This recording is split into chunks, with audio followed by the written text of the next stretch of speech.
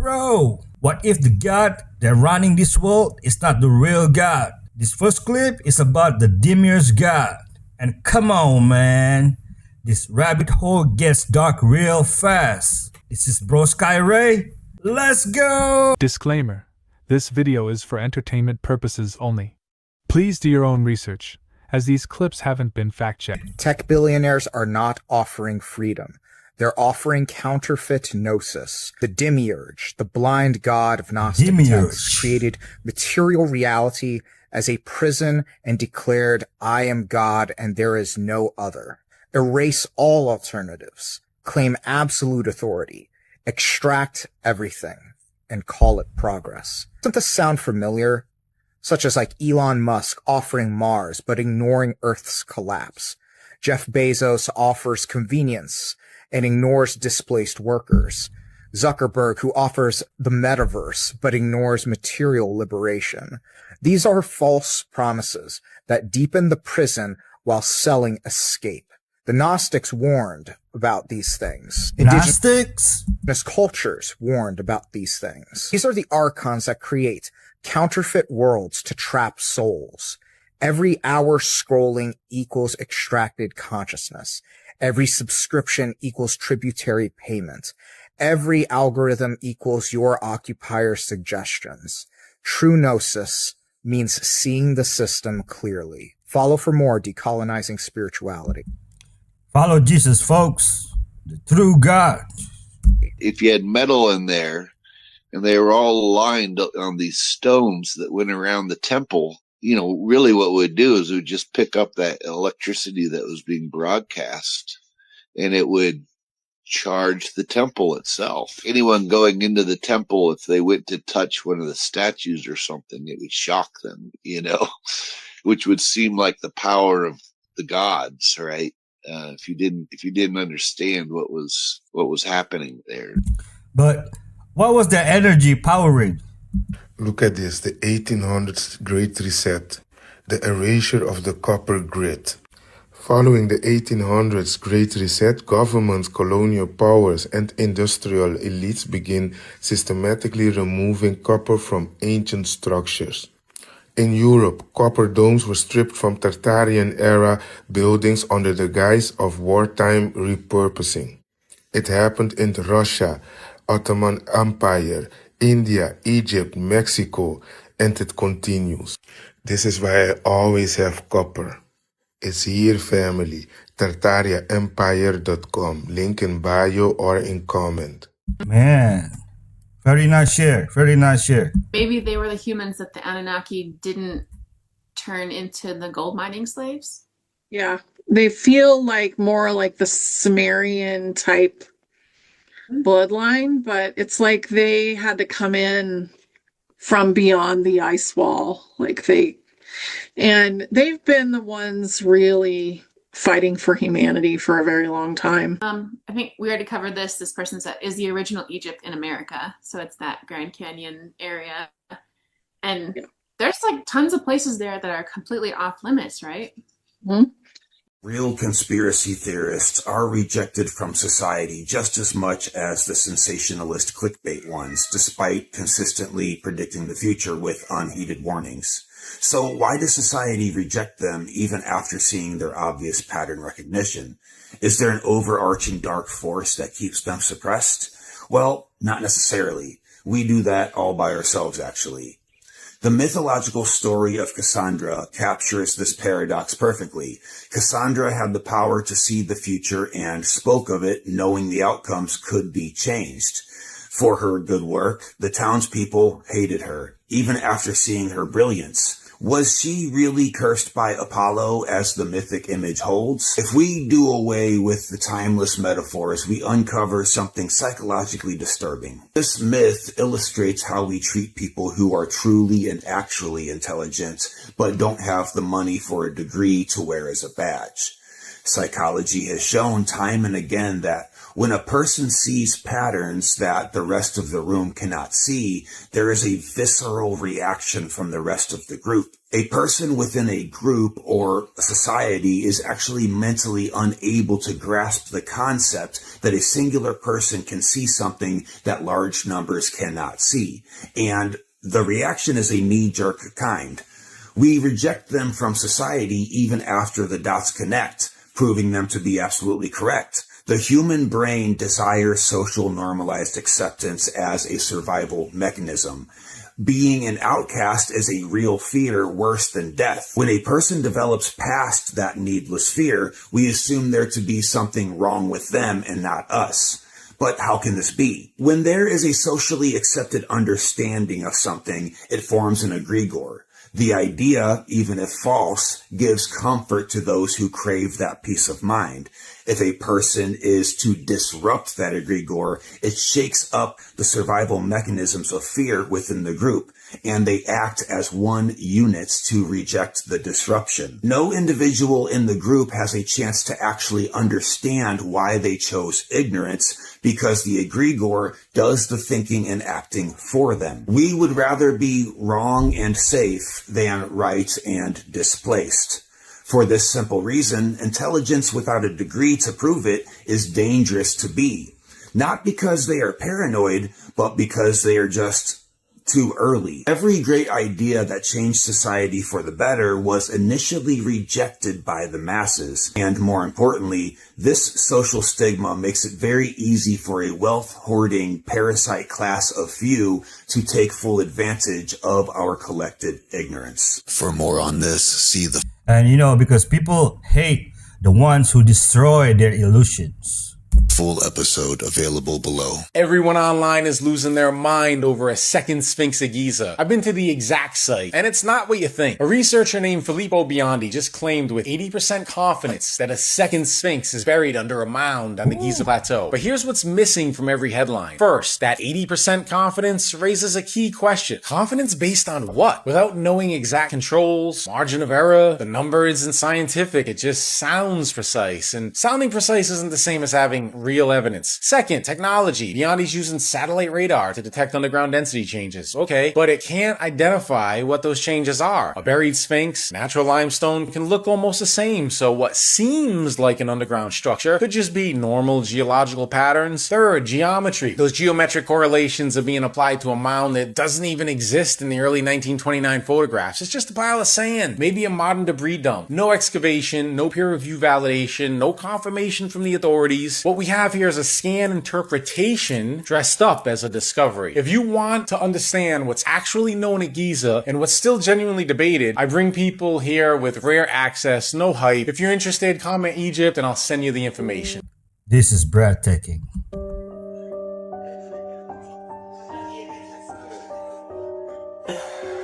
What is that? The view line. Man, beautiful.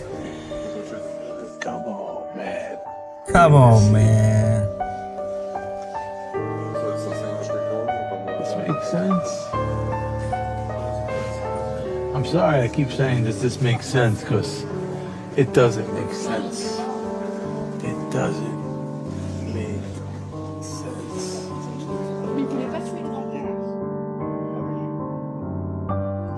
Wow. Some bed. I have that on top of the bed. Is that like a sexual window or something?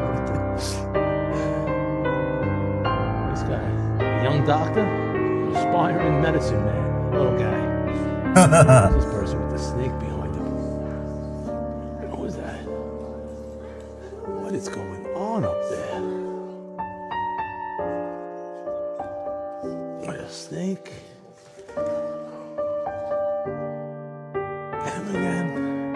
Why is it so much wrong? Why so many lions? Why everything? Explain it to me. Like I'm a buffoon from Brooklyn that never opened a book.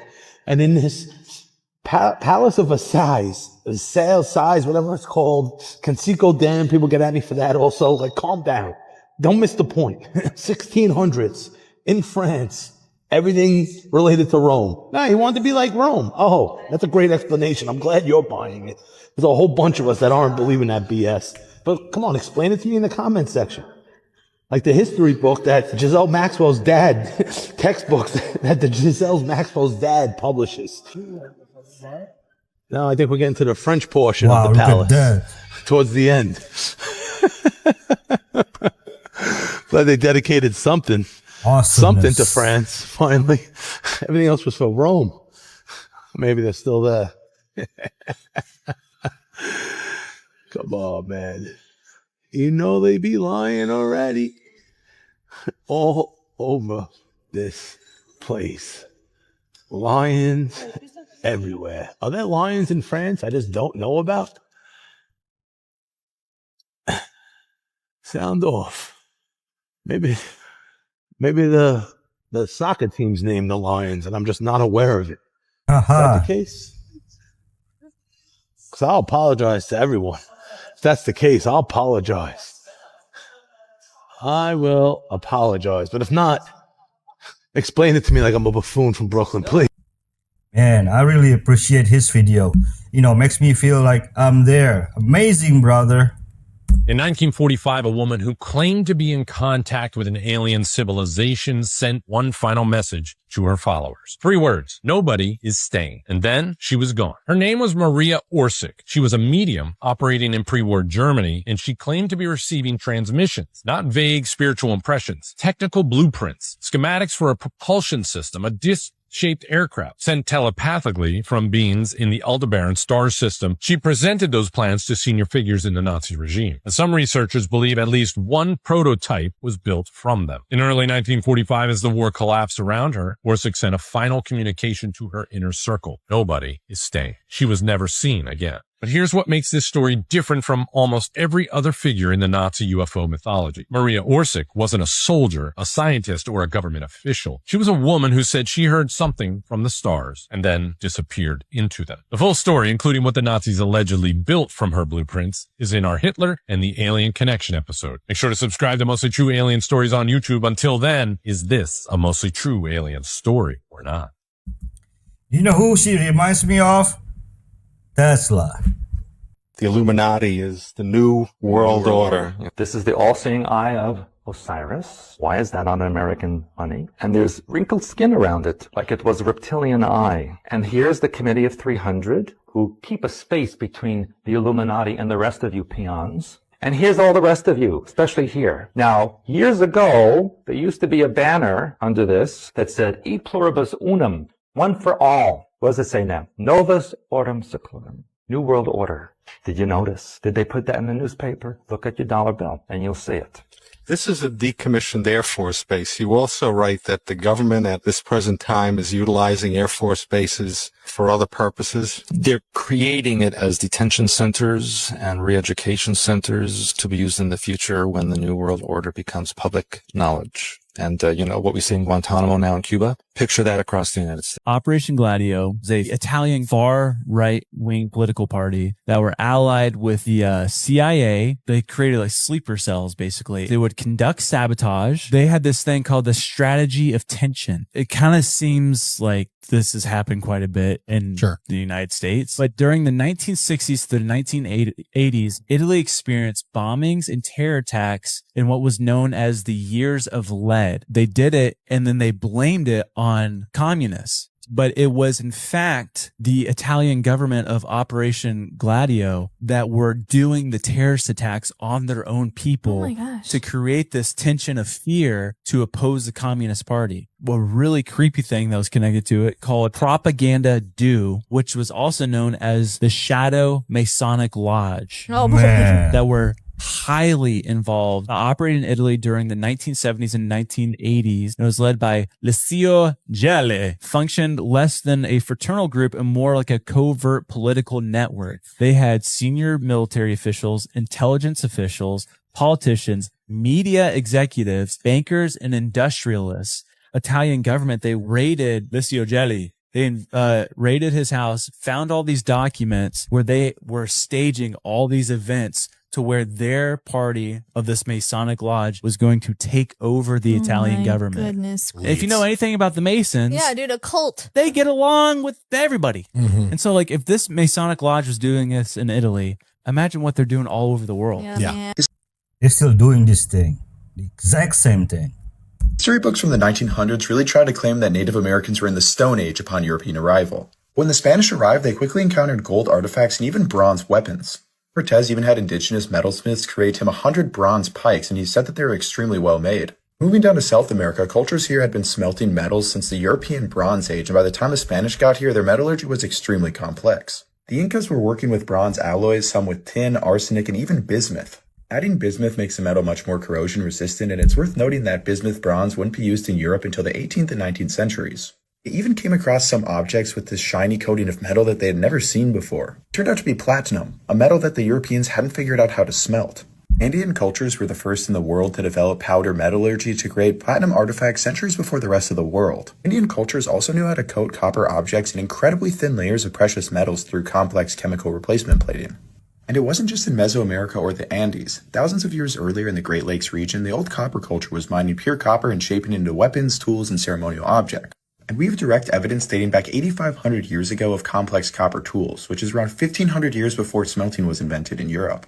To be clear, these people were not smelting the metal, but that's because they didn't have to. Since the copper was already pure, they could just use hot and cold forging techniques to draw out copper into complex tools. And people will be like, oh, they just pounded copper with rocks, it's not that complex. But look at this artifact right here. It's insane. It has a socket and a rivet going through that. And they did all of that just through, relatively simple forging techniques. Here's another artifact that I always point to as being extremely complex.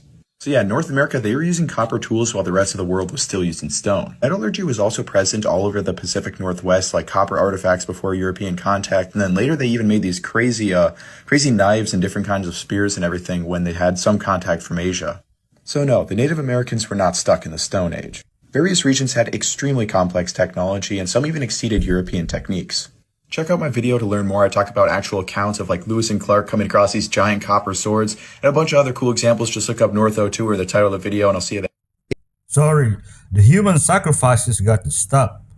It's possible that the Saharan wet period is a man-made event. They say that the Saharan humid period is a naturally occurring event. Right. From 8500 BC to 5300 BC. Yep. And it's possible that the pyramids themselves and these thunderstorm generator systems were actually producing the rainstorms that transformed the Sahara. And by utilizing these atmospheric nitrates and the nitrates created in the Red and Bent Pyramid, they were able to terraform the Sahara. The Nile I love this theory.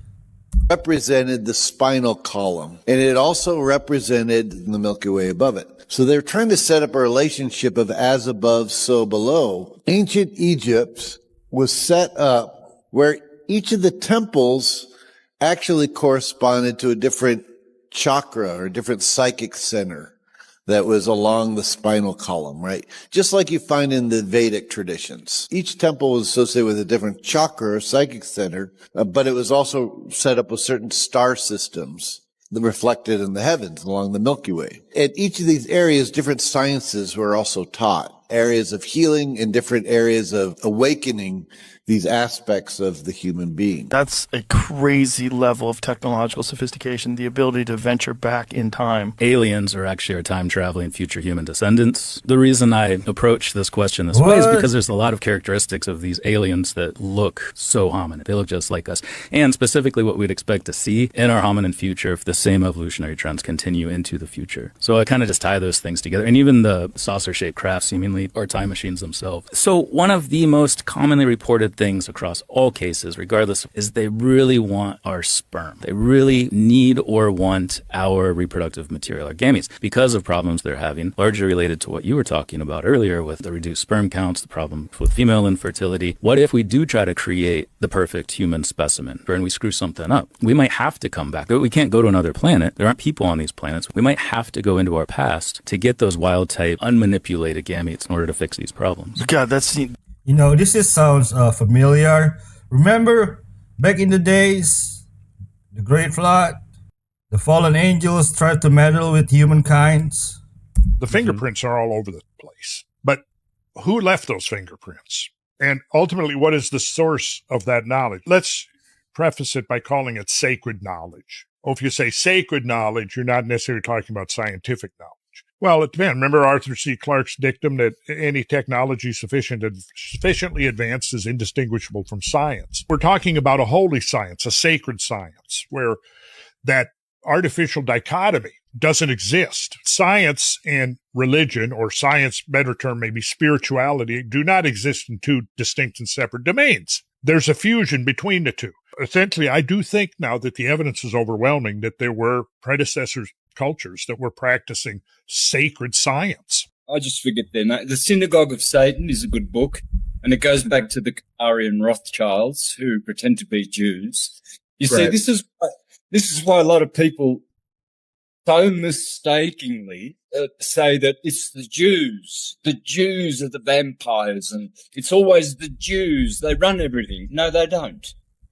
Mm-hmm. The Vatican runs everything. The Triple Crown. The Pope wears a Triple Crown. And what's that for? Well, it's for the corporation called the Vatican, the corporation called the Holy See, and the corporation called the Roman Curia. No one can do shit unless those corporations allow them to do shit. And they own. Right. I remember watching one of your older videos where Christopher Columbus didn't discover shit. He actually got permission from the Pope to discover America, right? Yeah. Yep. See, yep. Yeah, man. Pharaoh Akhenaten abolished 2,000 years of Egyptian gods and replaced them with one, a single, invisible, all-powerful deity.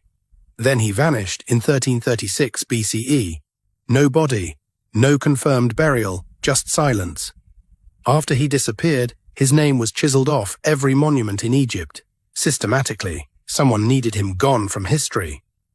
The hymn to Aten, carved around 1350 BCE, uses nearly identical phrasing to Psalm 104 in the Bible, word for word, written centuries before David allegedly composed it.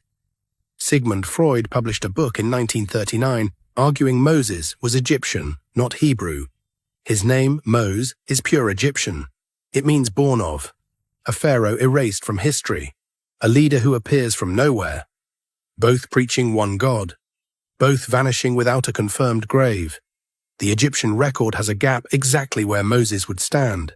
Somebody submitted a spooky story about how the Illuminati tried to recruit them not once, but twice, and what the consequences were to saying no. And on top of that, she also provided proof of this happening. I am back with another spooky story, and I don't know if you want to watch this one at night. We're going to call the person who submitted the story Tiva. So this would be the first time that Tiva was approached by the Illuminati. Allegedly. So when she lived in Hollywood as a designer, she was approached by a witch that recently died. It was LA Fashion Week 2016. Tiva was new. It was her first showcase, and they tried to recruit her into the Illuminati. So Tiva said that she refused. For years, she was stalked and surrounded by people that she didn't even know was involved. She was even set up by her friend/publicist to be sacrificed, a New Year party that only Tiva could go to. None of her friends refused to go with her. Even the lawyer was in on all of this. And they kept telling Sativa that they really wanted her to go to this party because she has a pure soul. Whatever that means. Looking back, Sativa was said to be unalived that night,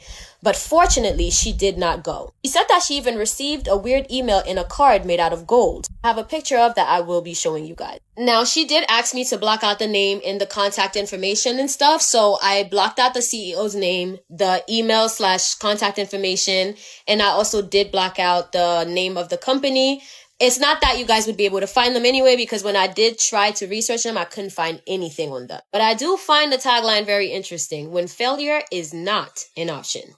Boom. So now fast forward to 2017. Tiva does a national appearance on TV 2 times on a big show, and that is when she got an email. Let's keep going because there's so much more. Even provided proof of the email that they sent to her. They used to harass her and call her all the time to basically join this society. Basically, Tiva started asking around. She found out that it's something called the City of Dead Lizards. One of the requirements to join was which they asked her for over the phone. That someone had given them her contact information. When she asked her celebrity friends about it, her friends are like, there's a lot of rituals that goes on in that space. And allegedly, the entrance to this underground city, it's an entrance under the church and under the Getty. It's a whole city under there filled with famous houses. It's a creepy world, especially if you're new. That would have been the second time that Tiva was approached. And after declining that one, I have the email I'm going to show you guys. She kept waking up to unalive birds in the front of her door, their necks, What? every day for almost a year until she eventually moved. The eye of the owl kept being drawn on her window. Mind you, her brother, her mom, and cousin witnessed all of this. She claims that once you're deemed as pure, that is when you become a constant target.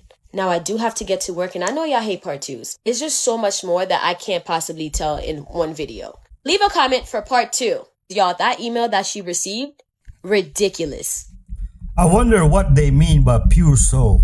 No one is without sin.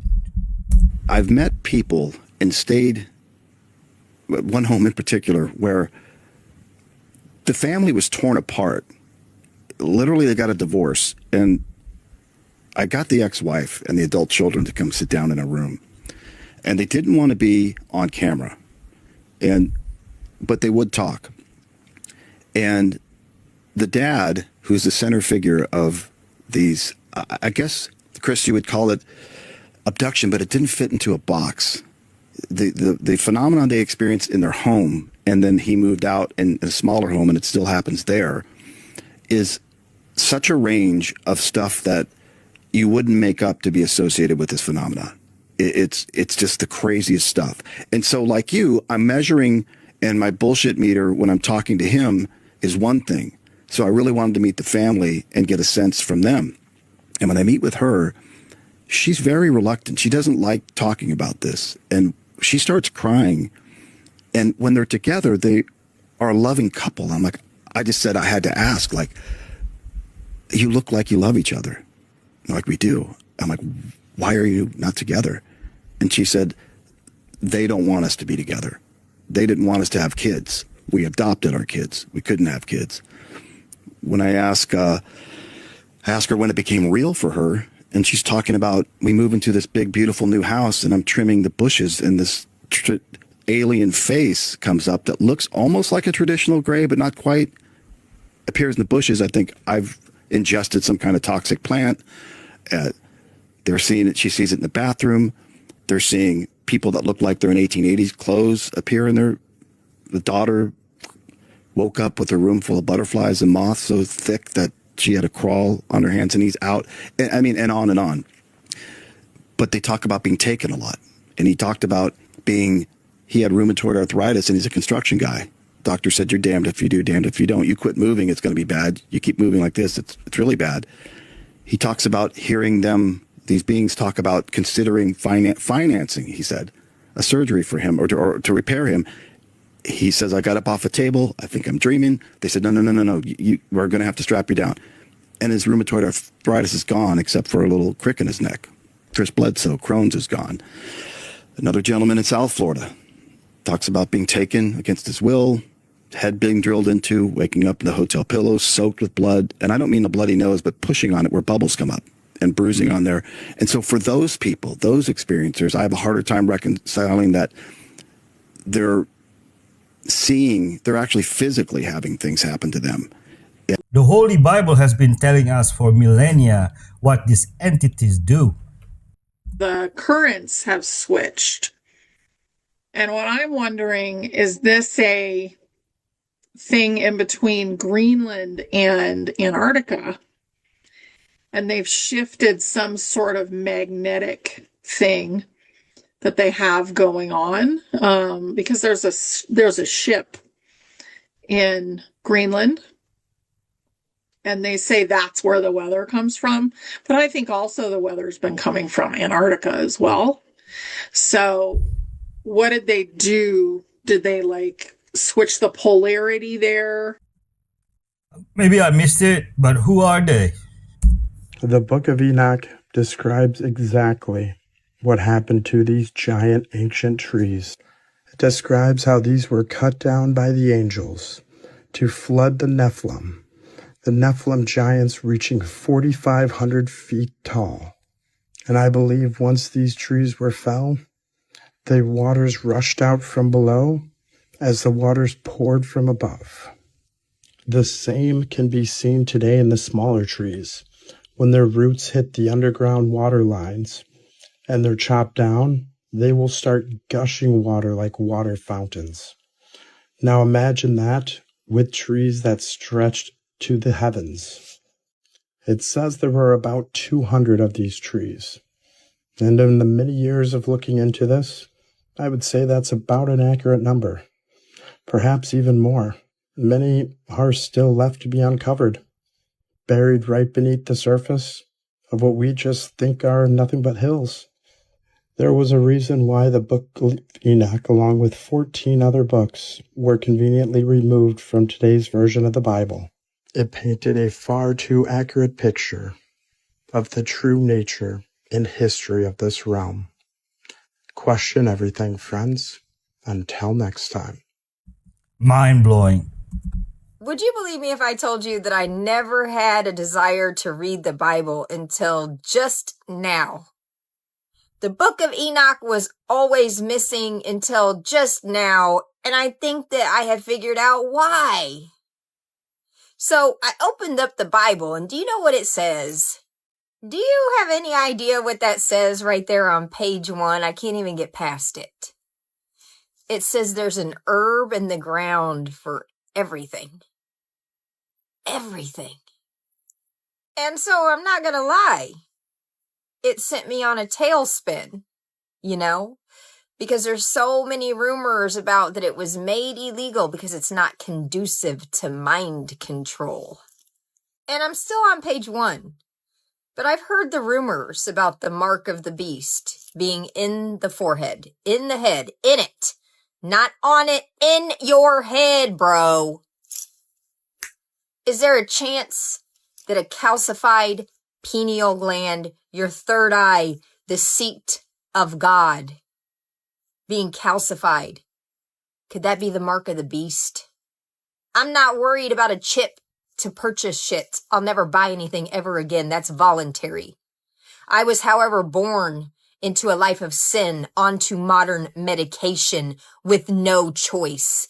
And by the way, with all of this transhumanism going on, would it make a little bit more sense that the psyop is they get caught doing something and then they sell it to you like a drone or IVF? So if they're making transhumans in a dish and then they castrate them when they're born, I wasn't there, but I don't know if you're aware this, Kim Kardashian is a male to female. So I'm assuming it was done relatively very early on in that child's life. I wasn't there. So do you think they got caught doing that and then sold you circumcision? How do you say it? Circumcision. Which, by the way, they're making how much money? Is it? No way. It's $197 million off of one baby's foreskin or something ridiculous like that. Skin Medica then sells it in skincare. I don't think that's what happened. Because what type of pedophile shit is it to sit around and talk about how a little boy's situation would look better if we trim some skin off of it? There are 2 sizes of skulls on this planet. Male, female. Can you see clear as day that that's a female and that's a male? Do I have to spell this out for you? That's a male. I'll have a how-to guide here momentarily, a 12-step guide to open your third eye. Hey, they never wanted you to know the truth.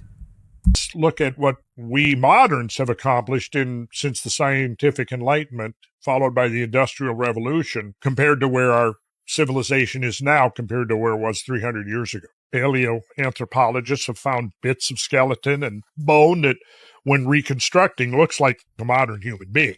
Same size cranial capacity, upright posture. It looks like we were around, we, meaning Homo sapiens sapiens, around 150,000 years ago. And that's now a relatively conservative number. There's tantalizing evidence to suggest 200,000 years. 200,000 years, and a generation is, let's say, 25 years. That's 7,000 generations of people.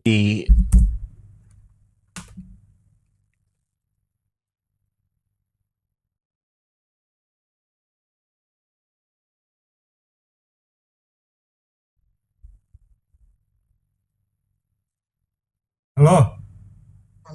Kenapa, Ma?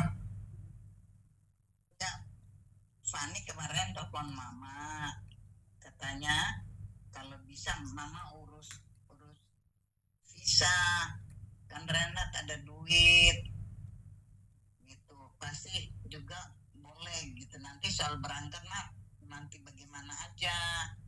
Nanti kan Fani sama Lucy patungan beli tiket buat mama. Gampang lah, gampang. Iya gitu. Ya udah. Dan tunggu sebentar. Terus ini apa? Besok kan? Mama masuk di kamar. Besok kan si Warni kan besok yang hari Sabtu. Nah besok Renhat mesti sudah start bayar. Jadi besok tanggal 18. Udah dibayar dari minggu kemarin. Start bayar apa sih? Enggak, bukan yang tanggal begitu, yang setiap minggu. Udah dibayar. Dari kemarin 150. Oh, maksudnya dia tadinya mau minjem tapi nggak jadi, katanya malu. Mau minjem apa? Yang 3 minggu yang mulai tanggal 18, terus tanggal 25, terus tanggal bulan Mei itu tanggal berapa itu, dia 3 kali dia mau minta tolong, minta 3 minggu itu. Anaknya soalnya perlu uang, anaknya mau PKL, butuh ongkos sama gitu, yang jadi 3 minggu 4,5 katanya. Tapi kalau Renat mau minjem 4,5 begitu, ngomong aja gitu. Iya, 4,5 itu untuk 3 minggu, 3 Sabtu. Gitu. Jadi nanti gue lagi buat video ini, Bu. Ribut banget sih. Okay.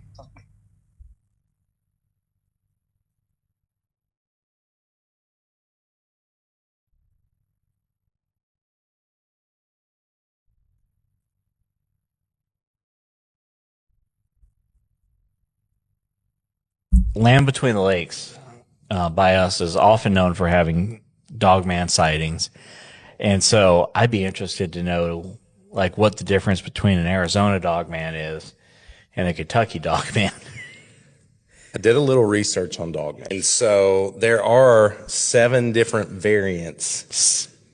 7. Okay, do we call them variants, or are they different breeds of dogmen? This guy was describing them as variants. There's like a certain class variant, and then there's the canine variant. Okay. So it seems like all the ones that we see or hear the stories of are the more canine with the snout, and looking like that. And the actual dogman legend.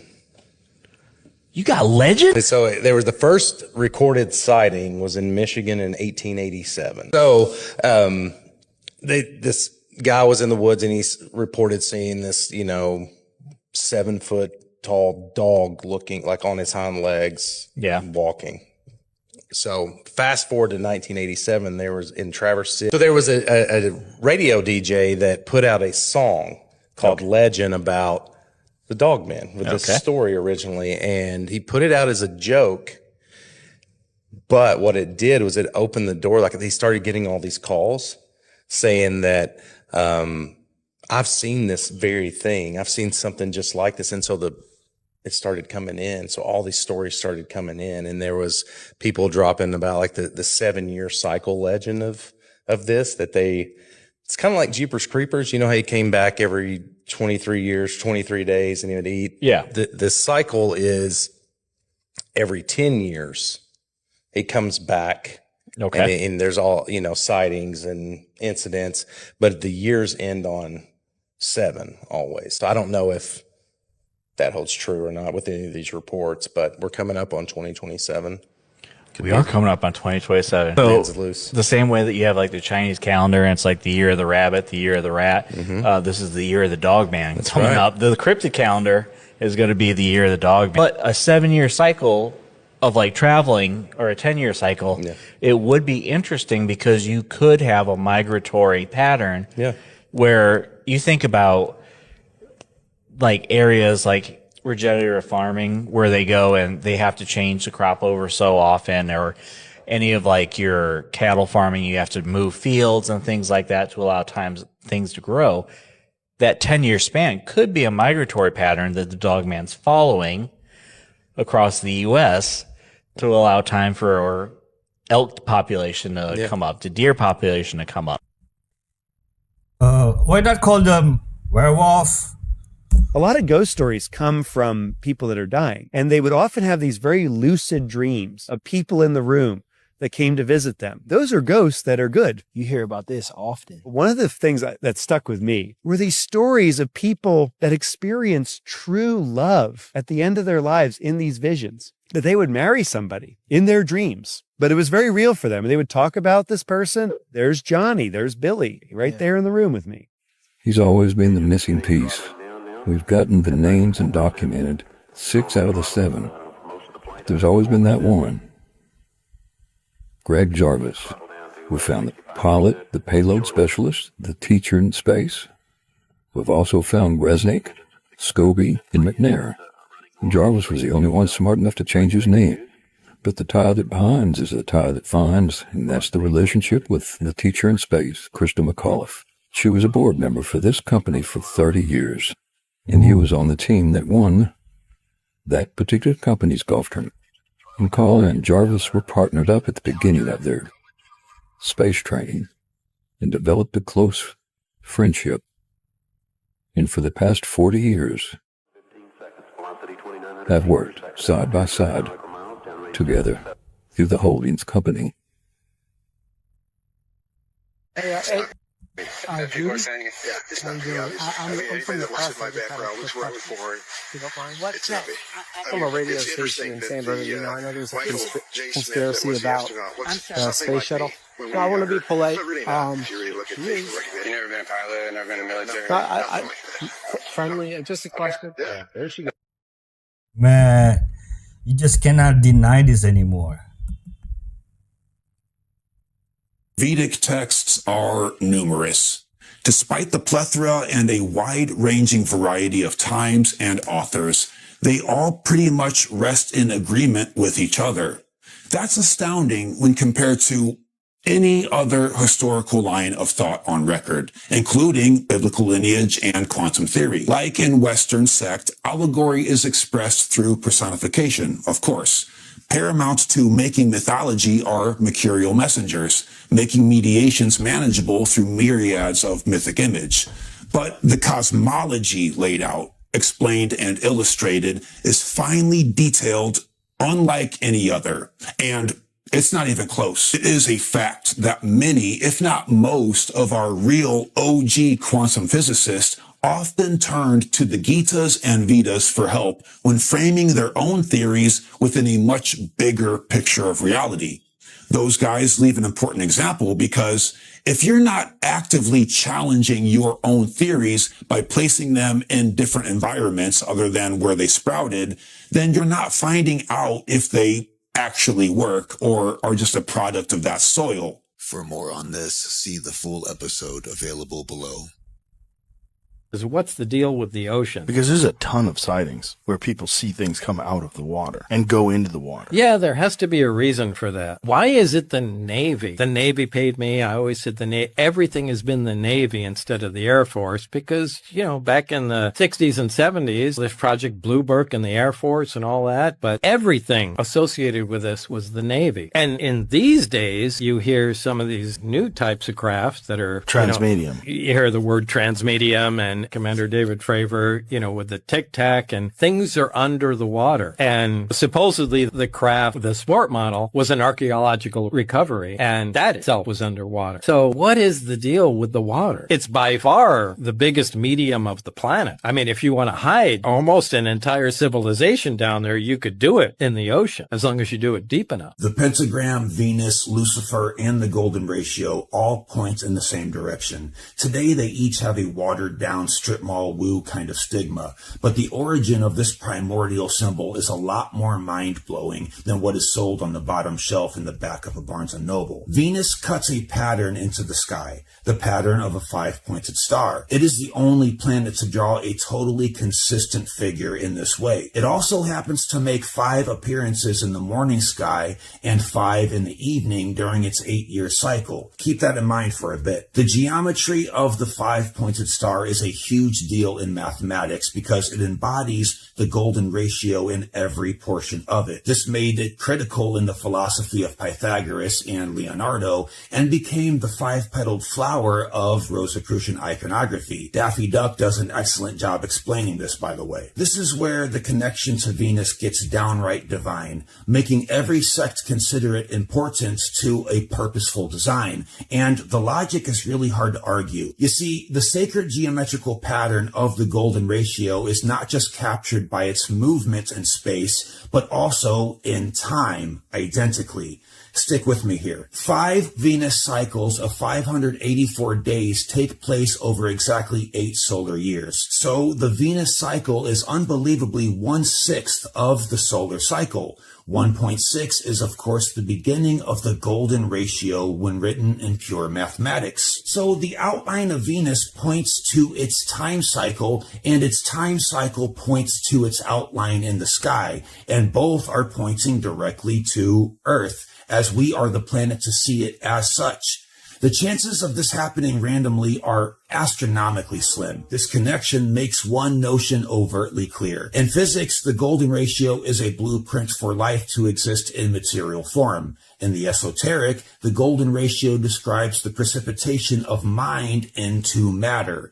And in the occult, the planets and stars mediate the precipitation of matter from an overseeing divine mind that we are all fractals of, staring back at itself. When Richard Dawkins wasn't busy being a pedophile, he was famous for his atheism, saying, "I would believe in God if he wrote his name in the stars for all to read." Well, Mr. Dawkins, if you'd pay any attention to the reality just outside of your self-centered delusion, you'd see quite clearly that he did. For more on this, see the full episode available. Venus is a fallen angel. Jesus is king.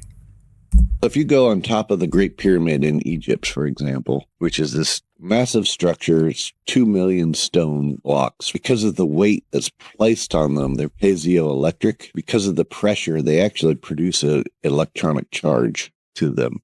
And being in the middle of the desert, they just build up static electricity naturally. You can go to the Great Pyramid, and now the Egyptian authorities won't let you do this anymore. But if you were to climb on top of the pyramid and be at the top, and you were to take a wine bottle and you just put a wet rag over it and hold it up, sparks will start shooting off of it from the buildup of static electricity just from the area. Well, if you were to take that and you were to put a capacitor in the Great Pyramid, like say in the King's Chamber, in the sarcophagus, if you were to put a capacitor in there with superconductive substance, what it'll do is over a period of hours or several days, it'll just start to build up an immense amount of electricity. And will then start to shoot out of the top of the pyramid eventually, and it will start to be broadcast into the region. Superconducting substance was the manna.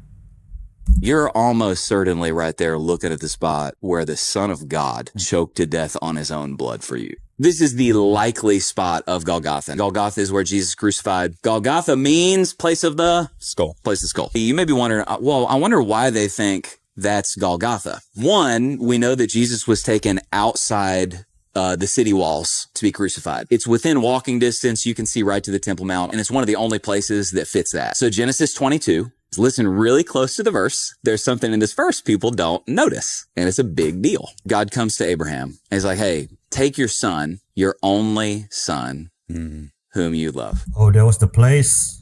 He says, and go to the region of Moriah. Moriah was like 80 miles from where he was. So Abraham would have been going, well, dadgum, there's mountains all over the place. Why can't I just walk up one of these? I want you to go to the region of Moriah. Abraham is a redneck now. Sacrifice him there as a burnt offering. And there's a specific mountain. On a mountain, that I will show you. So think about it. You're Abraham, you're walking around, you got your kid on your back, you're walking 80 miles and you're like, why the heck am I walking past all these mountains to this region? And you get there and then somehow that we don't know, God shows him one specific mountain. Side note, you have already seen a picture of the mountain that God showed him. He's like, I want you to walk up that specific mountain and I want you to sacrifice your son, your only son whom you love up there. Now remember, Isaac, this is crazy, dude. He puts the wood that he's going to sacrifice him on the back of his son, Isaac. So you got an only begotten son that the father loves with wood on his back. Son's got to carry the wood on his back up the hill where he's going to die. Bro, are you kidding me? I see it. He gets up there and remember, as soon as he's about to kill him, God's like, hey, dang, stop. And there's an innocent animal, a little ram in the thicket. And he's like, why don't you kill that thing instead of your son? So there's a substitutionary sacrifice or atonement. Now, bro, this is nuts. Guess what region the Mount of Golgotha is in? Moriah. Guess what mountain God told Abraham to walk like 80 miles to go find and then showed him when he got there? Almost certainly Golgotha. Man, he connected the dot like a boss. But here's the kicker. Abraham didn't do it. But God did it. Do you think about that? How humanity may have survived or sought refuge? Well, you want to turn back to mythology? Yeah, let's do it. Okay, so here we got mythology. And here we have scientific evidence that Earth was blasted around 12,900 years ago by a multi-impact event. We've been around, modern humans have been around for probably a couple of 100,000 years. The event that happened is called the Younger Dryas. Younger Dryas was an extreme climate event that was documented in Europe. Over 100 species of megafauna that did not survive. I mean, when was the last time you saw a woolly mammoth roaming around the forests of Tennessee? It's been a minute. It's been a minute. But 12,000, 13,000 years ago, think about that. They're all gone now. What happened to them? The ultimate example of ancient Egyptian resurrection technology I call the Osiris device, or it's referred to as the head of Osiris, who's the Egyptian god of resurrection. He's a god who was disassembled, cut into 15 pieces. His wife Isis reassembled him, all except his penis, and was able then to have Osiris reincarnate as their son, Horus. It's a resurrection device that Osiris ultimately represents, and you're looking at a part of the hieroglyph for the head of Osiris here. This serpent on a pole is, I believe, the Nehushtan. And when you put it on top of that middle glyph there, the firehouse glyph, in between the two Tet pillars with the four columns, you get what the ancient Egyptians called Osiris. And I refer to as the Osiris device. It is a tool. It's an appliance. It's a sign. It's a symbol. It is Osiris in Egyptian thinking. What does it do?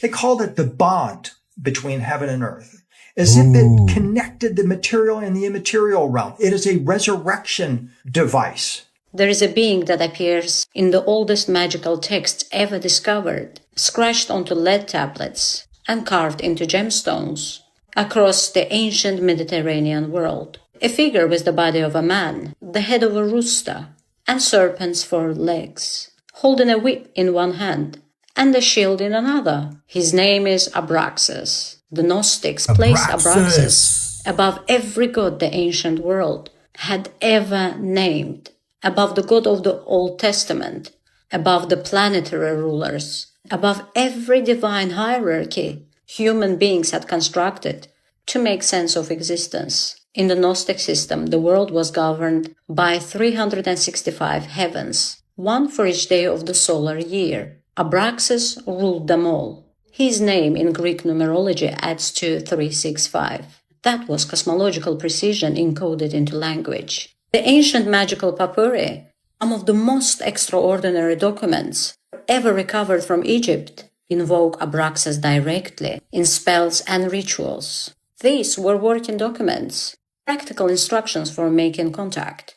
The force that the people who wrote them understood as operating beyond conventional boundaries of divine and demonic. Abraxas in these texts is neither good or evil. He is the power that contains both. Carl Jung spent years with Abraxas. His private document, 7 Sermons to the Dead, written in 1916, during the most turbulent period of his inner life, Jung described Abraxas as the God above God, a force that is more powerful than conventional divinity, precisely because it holds the complete spectrum of existence within itself. Light and darkness, creation and destruction, the sacred and the terrifying.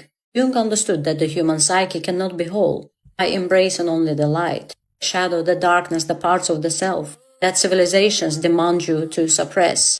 Those are not the enemy of the wholeness. They are the material wholeness is made from. Abraxas for Jung was the symbol of that totality. You know, Carlos Santana wrote and produced an album in the title was named, what is it again? Abraxas. Did you know a rabbi once created a monster so powerful that it nearly destroyed the very people it was meant to protect? In 1580s Prague, Rabbi Judah Loew faced a terrifying problem. His Jewish community was under constant attack, accused of horrible crimes they never committed. So he turned to ancient Kabbalistic magic. Using sacred clay, the rabbi sculpted a massive humanoid figure. Then came the ritual. He placed Hebrew letters spelling truth into the creature's mouth. The golem awakened. At first it was the perfect guardian. It protected Jews from violent mobs and exposed false accusations. The community was safe. But here's where things went wrong. The golem grew stronger and more violent each day. It couldn't tell innocent from guilty anymore. It became a killing machine, terrorizing everyone in its path. Rabbi Loew realized his creation had become the very monster he tried to fight against. In desperation, he removed one letter from the creature's mouth, changing truth to death. The golem crumbled. Legend says its remains still lie hidden in Prague's old new synagogue. Would you risk creating the perfect protector? Okay, my friends, we have breaking news coming out of the ancient Maya world, and this is a big one. So, what am I talking about? I'm talking about the ancient Maya site of Tonina, located in Chiapas, Mexico. It is once again open after being closed for 3 years, and it's a crazy story. So, before I get into it though, I want to explain to you why Tonina is so important. Now, first of all, it's located in Chiapas, Mexico. Here's a map showing where it's at, and you can see it's pretty close to Palenque. Now, Tonina is known for having the tallest pyramid in all of Mesoamerica, and you're looking at it right here. It's 240 feet tall, and it's the tallest. Now, it's part of a really complex Acropolis structure, and then on top of that, the pyramid was built. But yeah, it's 240 feet tall, and it's the tallest. Now, Tonina is also known for having the last long count calendar date on a monument, which was 909 AD. So it was basically the end of the classical period, and that was the last date that was recorded on a monument located on the site. Now, but the big thing that Tonina is known for is because of its proximity to Palenque. They had a huge rivalry. In fact, 711 AD, Tonina had a battle with Palenque and actually captured its king. And now that king's name, Kinich Khanjoy Chitan II, who was one of the sons of Pakal the Great. Yes, they captured him. And so there's some debate as to whether they unalived him or they kept him prisoner for 10 years. Jury's still out on that. But anyways, it's a crazy story. Now, so going back to what happened.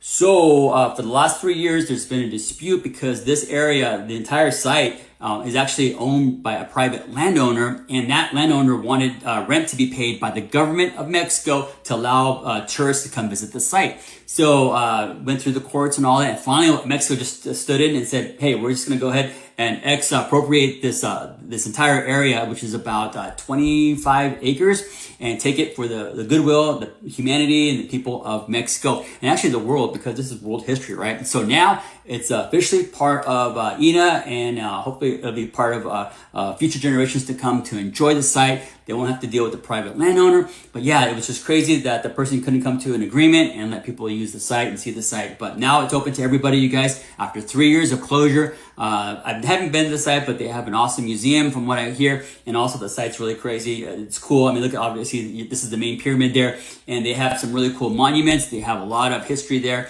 And then it's just really beautiful how it's built onto a hill. So anyway, if you get a chance, check it out, you guys. Otherwise, hit the like button for some more great pre-Columbian content and breaking Maya news as it comes out. Cheers, my friends, and thank you for your support.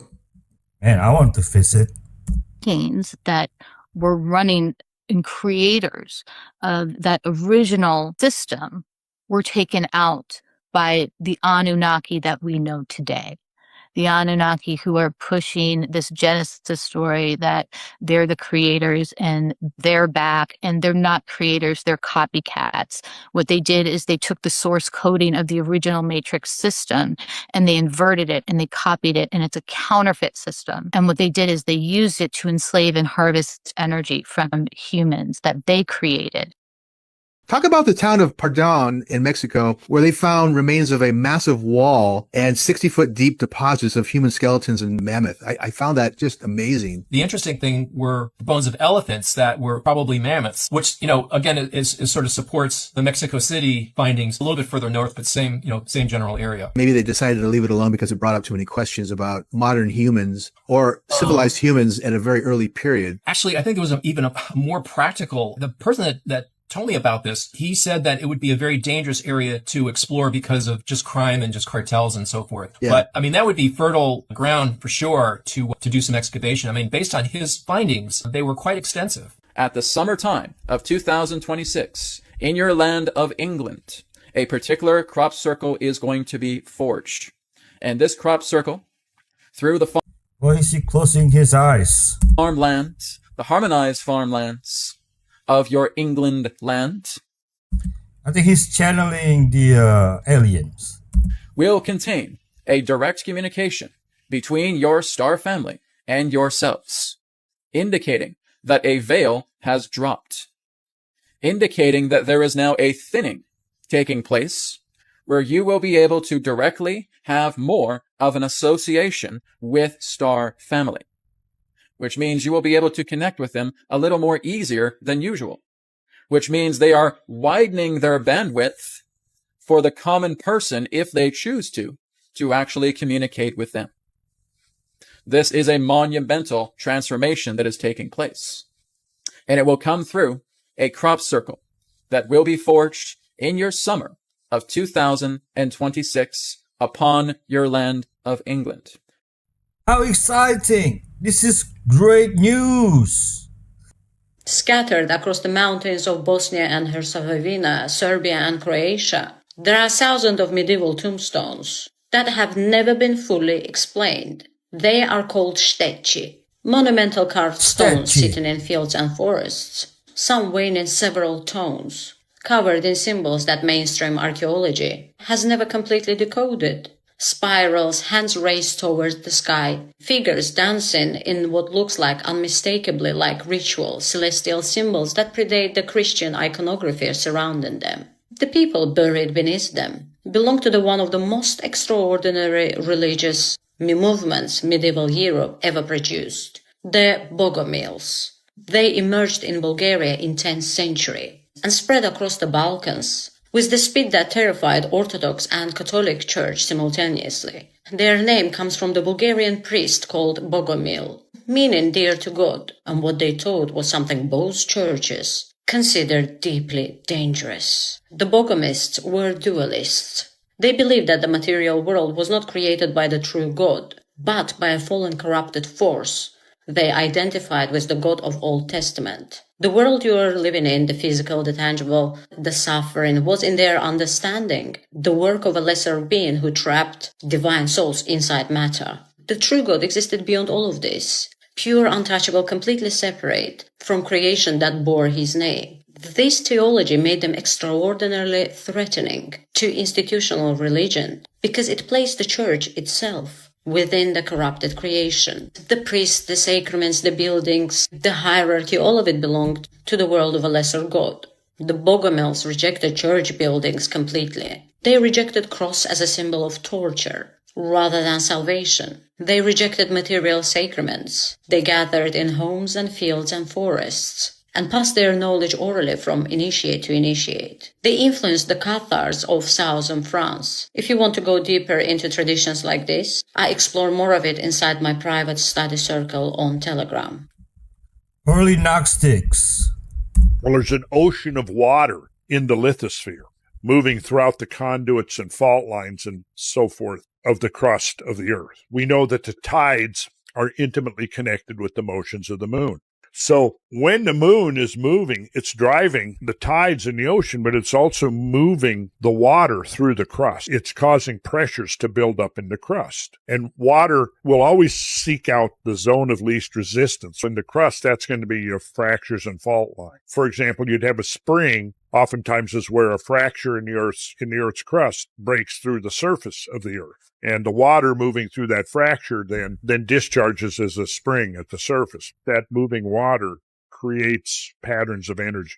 It probably has a direct effect on the geomagnetic field of the Earth. In Slavic tradition, Baba Yaga wasn't created to scare children. She existed long before bedtime stories. She was a threshold Baba force, Yaga, the witch at the edge of civilization, guarding the line between village safety and the unknown. Most people only know the cartoon version. Old crone INTs lives in a hut on chicken legs, eats children, sleeps with bones on the floor. You tell that part to keep kids inside at night, but in older layers, she wasn't mindless evil. She was the test. Baba Yaga punishes the naive and feeds the unprepared to the forest, not because she's cruel, but because nature does not negotiate with innocence. Nature does not negotiate with innocence. I'm stealing that one.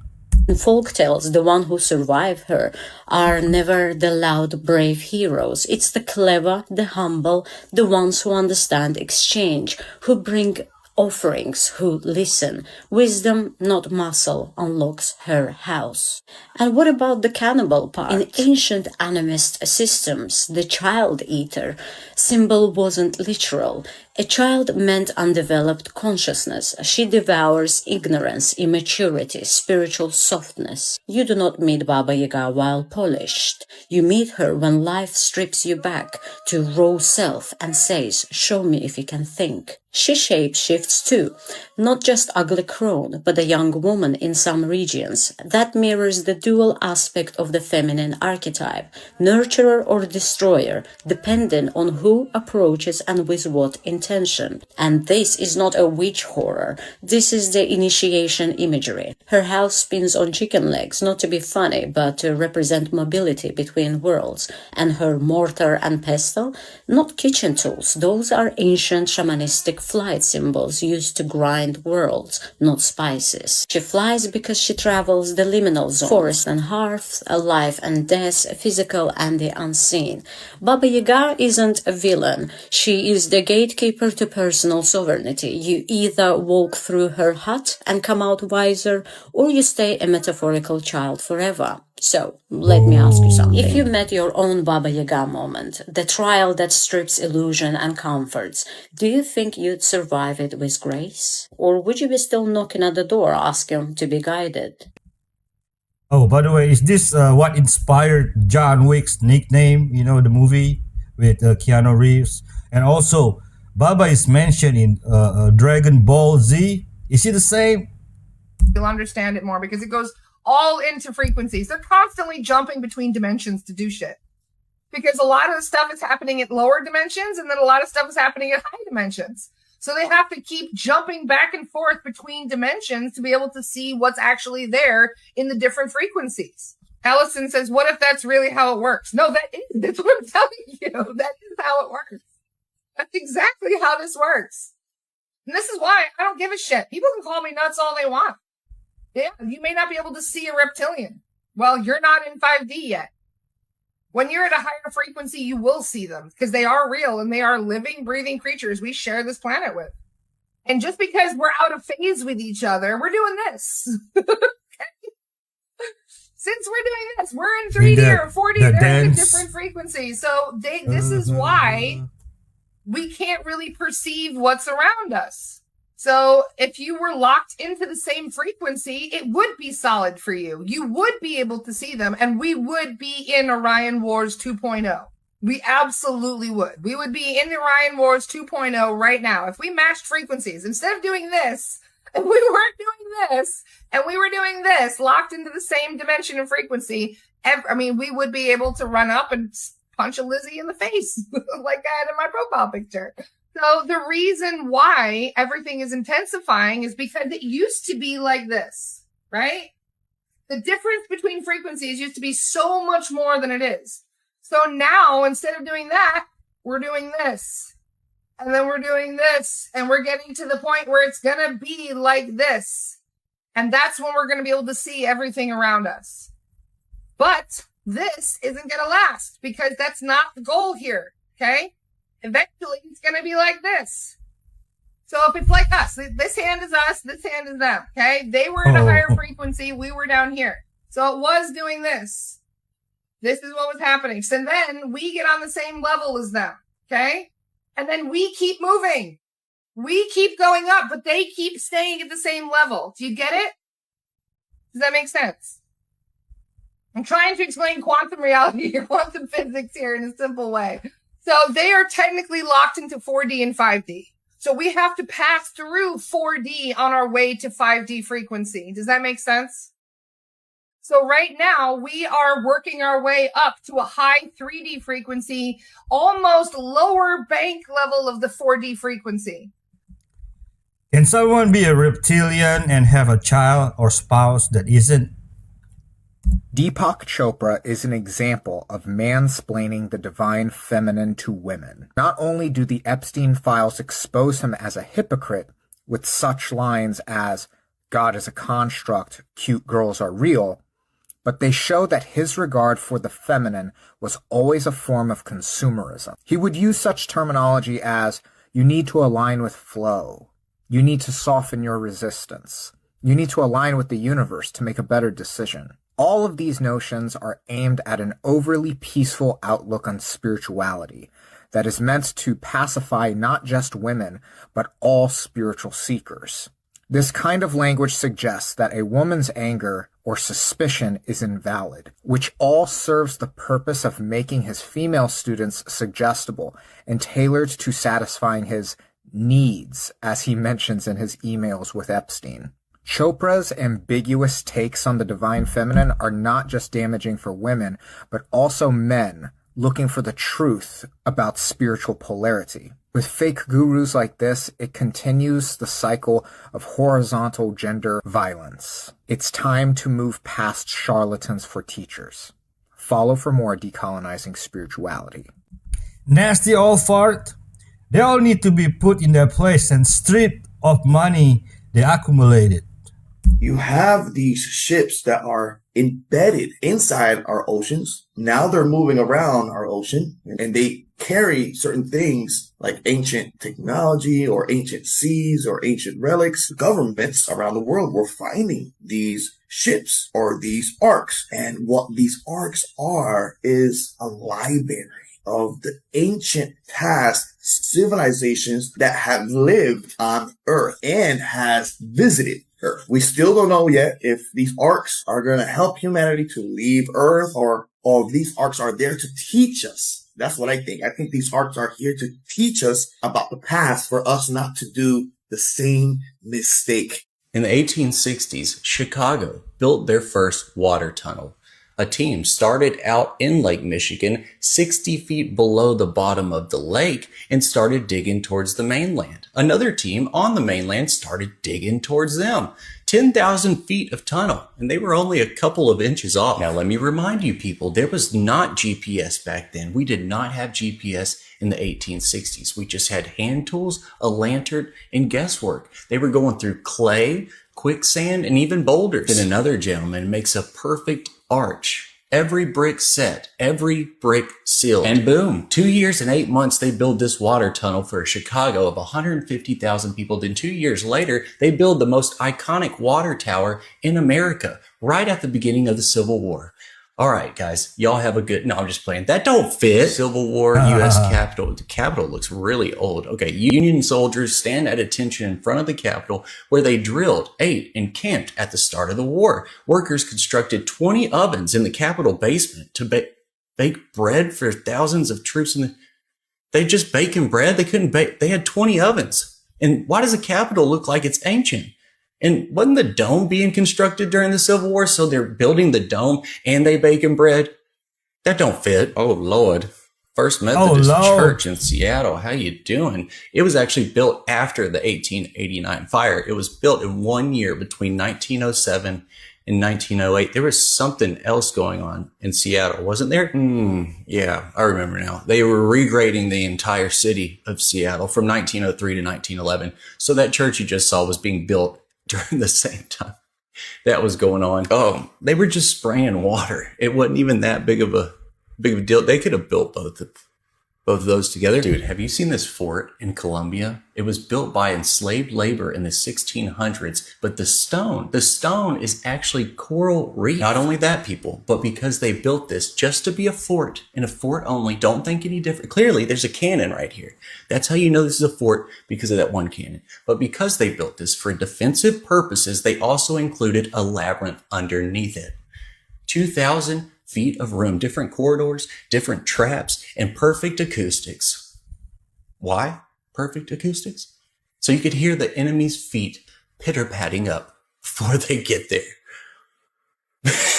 So it's either an interlocking military fortress or that don't fit. You know, always after a fire and built it in 1 year. You notice that?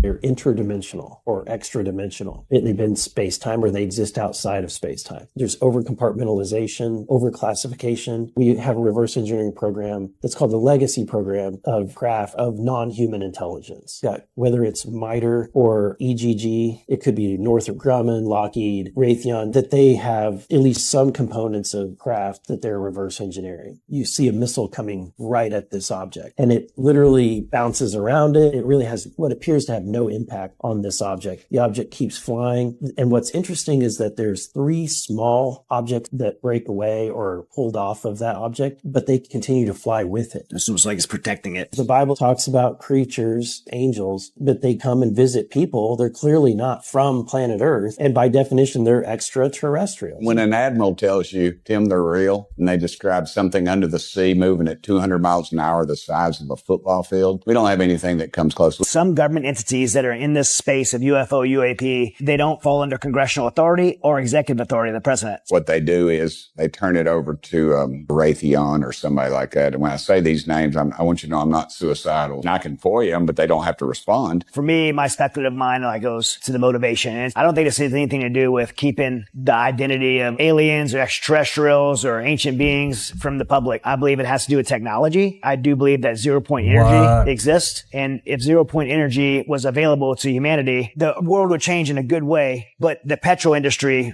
would lose thousands of trillions of dollars immediately. The war pimps would be out of business because we wouldn't be going to war over oil or energy. I had a pretty long conversation with the president. I said, Mr. President, I just want you to release everything that I've seen. Because he asked me, he said, you think they're real? I said, something's going on, Mr. President. We're spending billions of dollars on something. T.W. Mock hinted at ongoing paranormal and possibly ET activity around the church in Mexico. Can you give us any more information on that? What he described was a feeling of fogginess, some kind of mental intrusion on him and his team. What got me involved in it was the number. It ended around $1 billion per unit. But what they didn't tell me was how many people died to get there from exposure. How do you think our defense industrial complex, where do you think some of this technology's come from? I've seen technology jump in the last 10 years to the extent that's mildly concerning. I do believe that a lot of our technology is reverse engineered UAP, UFO technology. I also believe that we have got technologies that were lost in the flood of Noah that came from celestial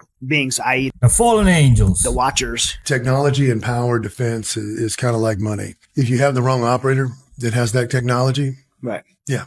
Awesome content. People aren't understanding just how evil this brand new arch to be made is. But if you hang with me for just 1 minute, I guarantee you'll understand the entire thing.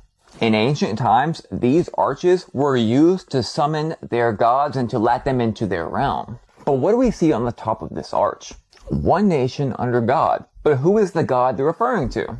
Beyond popular belief, this right here is not for America, neither is it for liberty. And it's bigger than just a reference to, Lucifer, Apollo, Abaddon, Apollyon, which are all basically alter egos of Lucifer himself. In the 1st century, there was a man named Nero Caesar. His name in Greek was 666. His name in Latin was 616. This right here is the Colossus of Nero, a statue he had made of himself. And did you know the money in that day, all the way from 50 AD to 68 AD, showed him growing spines on his head, turning into Apollo, Apollyon, or Abaddon? He also desecrated the temple of God by sacrificing swine in it. He also had a mortal wound to the head he did himself by sword. But then guess what? There was a myth, a rumor, a legend that Nero was coming back from the dead. And the name of his return was Nero Redivivus. Boy, do I wonder who this art is going to be used to summon. Maybe the same spirit that possessed Nero himself. That's in Washington, D.C. And brought the utmost destruction the world has ever seen. Specifically to the people of God. Things are not as they appear. If I had to say myself, I'd say it's pretty suspect. What would you say? Okay. The U.S. is the child of Babylon. Not surprised at all. If you're neurodivergent, or if you have trouble with grammar, but you're still very smart, like you put commas in the wrong place, pronounce words wrong even though you know the correct pronunciation, brain just won't click. If you say could have went instead of could have gone, you're an actual genius. So all these things are part of something called dysgraphia. I did that because English is my second language.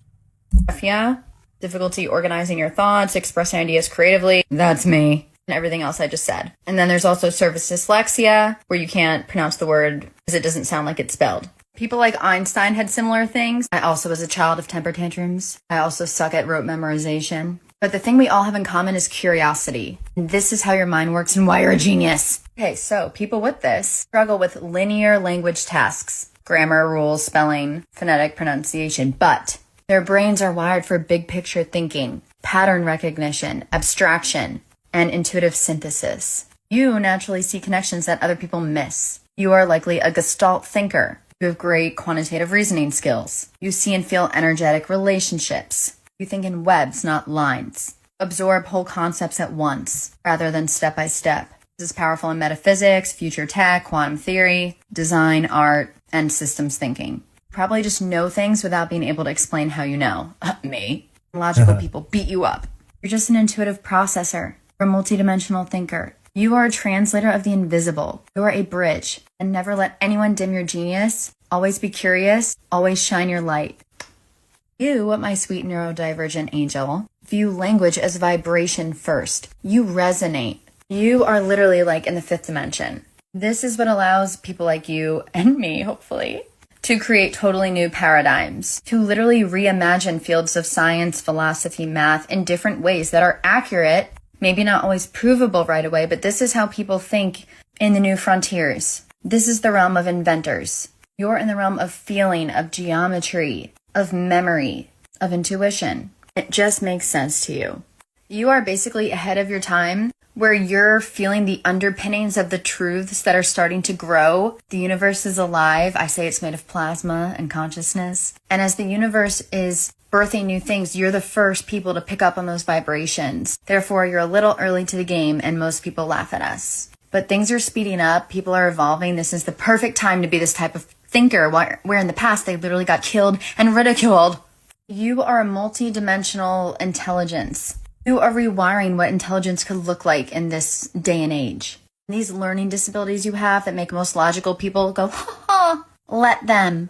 Mel Robbins would say, let them. Be yourself. Don't expect everyone to understand you. Focus on your curiosity versus validation. This will save you a life of suffering. Instead of proving your theories to people, let them resonate with it if it's their truth. Let people come to you who resonate with your heart and your curiosity and what you're doing. Grammar can feel like a lower bandwidth area for you, and that's okay. Embrace it. Know your weakness in this three-dimensional world, which is really a superpower. And if you're doing a speech, get a speech person, writer, editor, whatever to look over it. If you're an author, get a good editor that understands your beautiful way of thinking but still is good at grammar. There is nothing wrong with you. There's everything right with you. And there's nothing wrong with other logical people that think this way, unless they're making fun of you and that's their problem because you're scaring them, which is just how it is. Let them be them, plant seeds, and once again, focus on the good and who resonates with you. When you try to be like that logical kind of person, you will feel at odds with yourself. You will feel tense. You will feel depressed. That is why geniuses in the past were so sad.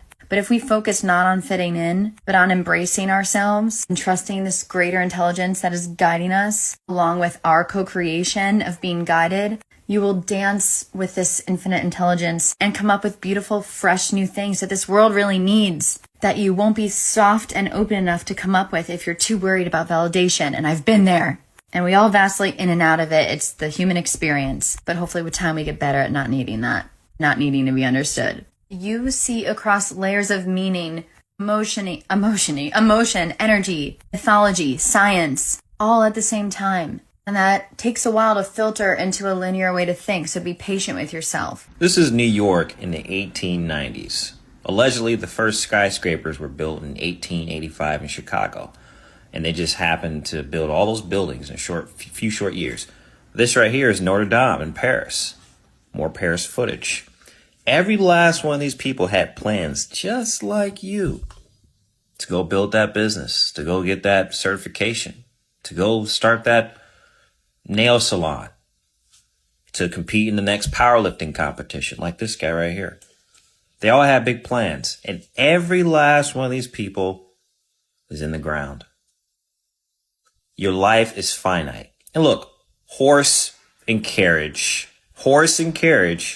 but then they built all these amazing buildings around the world, and the buildings look the same everywhere. Every country has these Tartarian Roman looking buildings. Some of them look like the cathedrals. What I think we're watching here is just post-reset footage that the Lemire brothers filmed. They want us to think that people were just living lives and, the history is real and we're not being lied to. When after the last reset in the early 1700s or late 1600s, they needed to create a society and make it seem like what we're being told is true. So they documented it. Oh yeah, people are just living their lives. They're just doing their thing. And they had to explain why all these buildings were here. That's why they come up with fake construction stories, fake architects. And, they're still riding horses. But they built all these beautiful, perfect buildings. They had the great technology and craftsmanship to pull this off, but they're still riding horses. And even buildings like these cathedrals, this one's in St. Louis.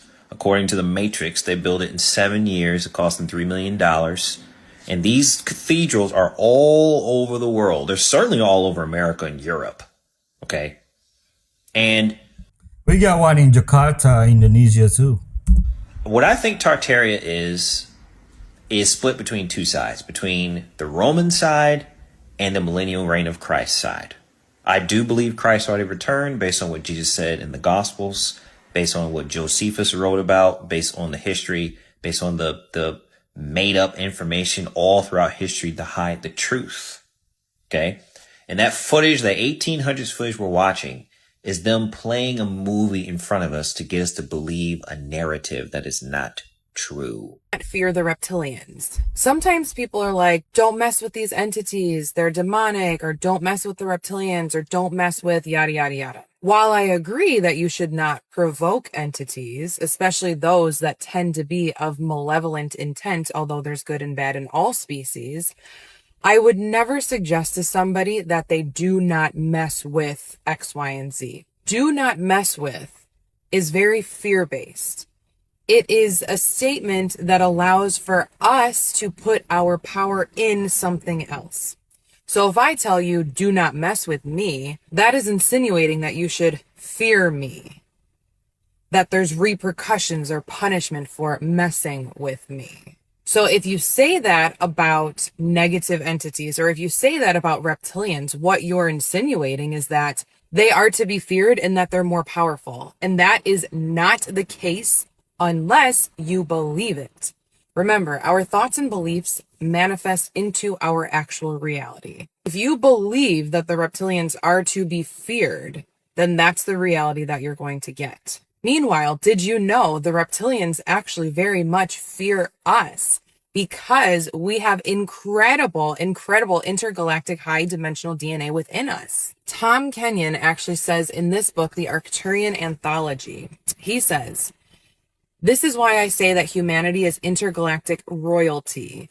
Altogether, you have been affected by between 23 to 24 different alien civilizations. Do you think that with all of that intergalactic royalty DNA within us, we should fear anything? Anything, especially malevolent reptilian beings who are trying to control us? I'm not saying that they don't have a certain extent of control over us. They definitely do. But my point here is, we are intergalactic royalty. They are afraid of us. They should not mess with us. So when somebody says or somebody comments, do not mess with the reptilians, I staunchly disagree with that. They shouldn't be messing with us. And the more you believe it, the more it is true. Remember, you are supremely protected. You are intergalactic royalty, and the reptilians can F off. Follow for more motivation about reptilians and aliens. I'm protected by the blood of Christ. Who is the Black Pope really? Eric John Phelps writes in his book Vatican Assassins that the general of the Jesuits, also known as the Black Pope, is intending to set up a one-world religion often referred to the Universal Patriarchy, which will involve restoring the temporal power of the Pope to a state similar to the Dark Ages. John Phelps contends that the Black Pope is the most powerful amongst the Jesuit order, far more than the White Pope, and his provincials are the cardinals who are in turn the invisible political masters over every government of every nation. The cardinals always promote or enforce some form of absolutism over the peoples, be it monarchialism, socialism, Nazism, communism, fascism, or Zionism. The book Vatican Assassins used to cost $2,000 on Amazon, and this is not by coincidence or chance. English ex-Jesuit Andrew Steinmetz wrote about this Universal Patriarchy, a major work history of the Jesuits, in 1848 already, saying that the White Pope is just a puppet for the real string pullers and serves there to appease the naivete of the unsuspecting Catholic masses. He further contends that the Jesuit order has the power to direct the destinies of nations, and that their ultimate objective is rebuilding of Solomon's Temple in Jerusalem, where the papal Caesar would rule as a universal god or world authority. A huge assistance in the building of this one world religion are the Knights of Malta and also the Shriner Freemasonry, or just Shriners, who the Vatican presents as their enemies, but that is simply not the case. All of these societies work together, and they also have infiltrated the military intelligence services like MI6, CIA, KGB, Mossad, and the Pakistani ISI. The Kentucky Monitor, a manual for the fellowship degree, specifies that Freemasonry looks forward to the erection of a spiritual temple where